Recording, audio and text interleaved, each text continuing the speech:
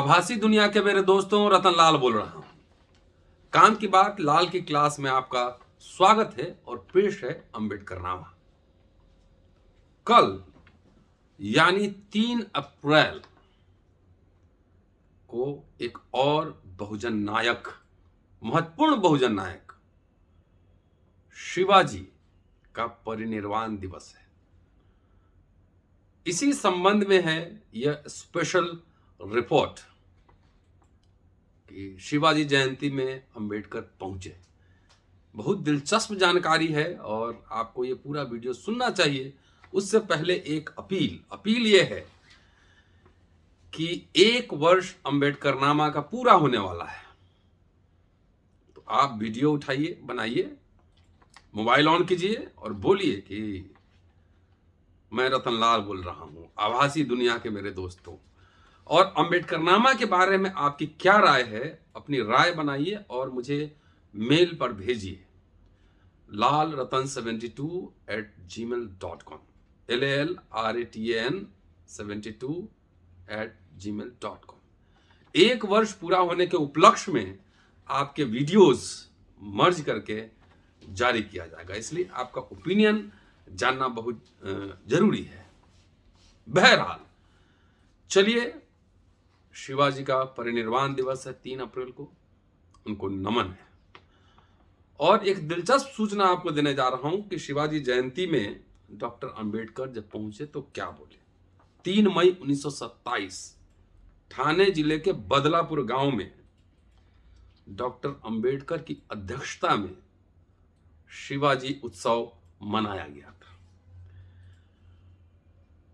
उनके अध्यक्ष बनाने से पहले गांव में एक मीटिंग हुई थी कि गांव वालों ने इस पर गहन चिंतन मनन किया कि आखिर शिवाजी उत्सव का अध्यक्ष किसे बनाया जाए। आखिरकार सभी गांव वालों की राय से तय हुआ कि डॉक्टर अंबेडकर को इस कार्यक्रम का अध्यक्ष बनाया जाए। आप ये सुनेंगे वीडियो, दिलचस्प होंगे। डॉक्टर अंबेडकर जब ब्राह्मण पुरोहित के घर ठहरे, उनके यहां खाना खाए, भजन कीर्तन में शामिल हुए। पहले ये बात बताता हूं, उसके बाद विश्लेषण करूंगा। इस प्रस्ताव, जो गांव वालों ने प्रस्ताव पारित किया, उस प्रस्ताव के अनुसार जो मुख्य व्यवस्थापक थे वो ब्राह्मण थे। उनका नाम था पाले शास्त्री। वो बंबई गए और वहां ब्राह्मणेतर अखबार के संपादक आर नाइक, एडिटर थे वो, संपादक आर नाइक के जरिए डॉक्टर अंबेडकर से मुलाकात की और उन्हें शिवाजी उत्सव का अध्यक्ष पद स्वीकारने के लिए अनुरोध किया। पाले शास्त्री जैसे पौरोहित्य करने वाले ब्राह्मण का अनुरोध डॉक्टर अंबेडकर ने खुशी खुशी स्वीकार किया और वे उत्सव के दिन 4 बजे बंबई से आर नाइक, सीताराम शिवतरकर, आर गणपत महादू जाधव आदि लोगों के साथ बदलापुर पहुंचे कार्यक्रम में शामिल होने।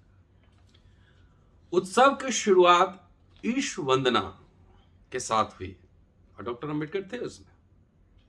ईश वंदना के साथ हुई। उसके बाद पाले शास्त्री का प्रस्तावित भाषण हुआ। इसके बाद नाना साहब चाफेकर ने गांव वालों की तरफ से डॉक्टर अंबेडकर को अनुरोध किया कि वे अध्यक्ष का पद स्वीकार करें। मिस्टर काले, सूले, पाटिल, मुकाशी द्वारा अनुमोदन करने के बाद डॉक्टर अंबेडकर ने अध्यक्ष का पद संभाला, विराजमान हुए। उन्होंने अपने भाषण में 1 घंटे तक शिवाजी के विभिन्न गुणों पर प्रभावशाली तरीके से व्याख्यान दिया, प्रकाश डाला तरह तरह से, डिफरेंट एंगल्स। और आखिर में कहा कि जिस शिवाजी ने अपने असाधारण गुणों, एक्स्ट्राऑर्डिनरी क्वालिटीज के द्वारा राज्य स्थापित किया, वह राज्य चिर अस्थायी क्यों नहीं हो पाया। सवाल उठा कि वो राज्य जो है ना, वो लंबे समय तक क्यों नहीं चला, तो उसका जवाब भी उन्होंने दिया। इसका कारण यह था कि इस राज्य पर सभी को बराबर अभिमान नहीं था, लोग शामिल नहीं थे उसमें। एक राजा के जाने और दूसरे के आने पर लोगों के रोजमर्रा के जीवन में कोई फर्क नहीं पड़ता था। कोई फर्क नहीं पड़ता था। नेपोलियन द्वारा ब्रिटेन पर हमले के समय ब्रिटेन ने अपने देश के लोगों को जो जवाब दिया था, वह जवाब यहां भी लागू होता है। यह भाषण होने के बाद आर नाइक ने विचारोत्तेजक भाषण दिए। इसके बाद मिस्टर ओक थे, उन्होंने बहुत ही हास्यपूर्ण शैली में आभार प्रदर्शन किया। इसके साथ उत्सव का पहला दिन समाप्त हुआ। बाद में डॉक्टर अंबेडकर और उनके साथी ब्राह्मण पुरोहित पालय शास्त्री के यहां भोजन पर पहुंचे। उन्होंने भी, पालय शास्त्री ने बगैर किसी भेदभाव के डॉक्टर अंबेडकर और उनके साथियों के साथ भोजन किया। अब भोजन के बाद देखिए क्या होता है। रात में 9 बजे से 11:30 बजे तक भजन कीर्तन हुआ। इस कीर्तन में लोग किसी तरह के भेदभाव के बगैर कीर्तन सुन रहे थे और महार जाति के कुछ लोग जो प्रवचनकार थे उसके सामने ही बैठे थे। कीर्तन के बाद डॉक्टर अंबेडकर के नेतृत्व में तकरीबन 15,000 लोगों ने शिवाजी महाराज की पालकी की शोभा यात्रा निकाली, उसमें शामिल हुए और नगर की परिक्रमा करके यह कार्यक्रम का समापन हुआ। मेरे कहने का मतलब है दोस्तों कि आजकल सोशल मीडिया में बहुत सारे अंबेडकरवादी दिन भर सर्टिफिकेट बांटते रहते हैं, ये अंबेडकरवादी है, ये अंबेडकरवादी नहीं है। ये इसलिए समझा रहा हूं कि समाज के ताने बाने अलग तरीके के होते हैं। निजी जीवन में जो आप मानते हैं अच्छी बात है, मानिए, लेकिन जब सार्वजनिक सभाओं में जाते हैं तो वहां समाज की मर्यादाओं, उनकी आस्था का भी ख्याल रखना होता है। जैसे जो ब्राह्मण तरीके से जो शादी ब्याह होता है उसमें भी आप जाते हैं और चुमावन भी देते हैं और खाना भी खाते हैं। जो सार्वजनिक कार्यक्रम होते हैं उसमें डिफरेंट विचार के लोग होते हैं। लोकशाही का मतलब यह नहीं है कि हम सब एक ही विचार मानते हो, समझते हो और एक साथ रहते हो। लोकशाही का मतलब है हम लोग अलग अलग विचार मानते हैं फिर भी साथ रहते हैं, ये है लोकशाही।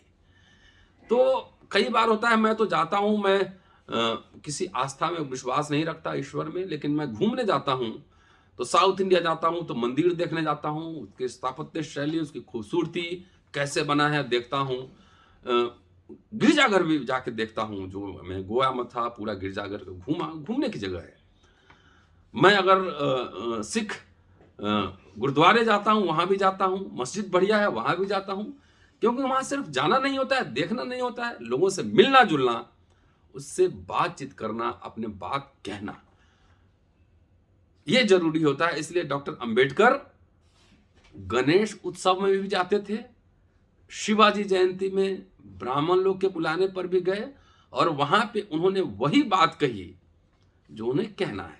तो यह जो सार्वजनिक कार्यक्रम होता है एक तरह से संवाद का जरिया भी होता है। इस बात को अगर नहीं समझेंगे और सिर्फ सोशल मीडिया पे लोग कहते हैं ये अंबेडकरवादी है, ये नहीं है, शायद ये वीडियो मेरा वैसे लोग सुनेंगे तो हो सकता है कि अंबेडकर पे ही इल्जाम लगा दें कि अंबेडकर ही अंबेडकरवादी नहीं थे। तो ये समझना जरूरी है। और ये जो मैं रेफरेंस दे रहा हूं ये हवा में बात हो नहीं रही अंबेडकर नामा पे, ये रेफरेंस है doctor Ambedkar writings and speeches volume 38 Hindi का, चैप्टर नंबर 8 और पेज नंबर 48 से 49, छोटा सा ही है, उसको आप जाकर देख सकते हैं। तो इसलिए डॉक्टर अंबेडकर को, लोहिया को, तमाम लोगों को पढ़ना और समझना जरूरी है। आपके पास क्या त्योहार है, आपके पास क्या खुश होने के कौन से साधन है, तो हर चीज को आप मनुवादी कहकर और ब्राह्मणवादी कहकर आप दरकिनार करेंगे तो ना आपके पास आपकी भाषा है, ना कुछ है, कोई साहित्य नहीं है, कोई खुश होने का कोई अवसर नहीं है। तो इस बात को समझना है और इसीलिए मैं बहुत ही गहन शोध करके पढ़ता हूँ, समझता हूँ, तब आपके सामने आता हूं। इसलिए अंबेडकर नामा सिर्फ यूट्यूब चैनल नहीं है, एक बड़ी मुहिम है और उम्मीद करता हूं कि जब तक मैं ठीक ठाक रहा तो हजारों वीडियोस आपके बहुजन नायकों पर बनाकर आपके सामने पेश करूंगा। हमारा काम है पढ़ना और वीडियो बनाकर साझा करना, आपका काम है देखना और दिखलाना। Keep sharing and watching Ambedkar नामा। शुक्रिया साथियों, जय भीम। आपसे अगले एपिसोड में फिर मुलाकात होगी। थैंक यू, शुक्रिया।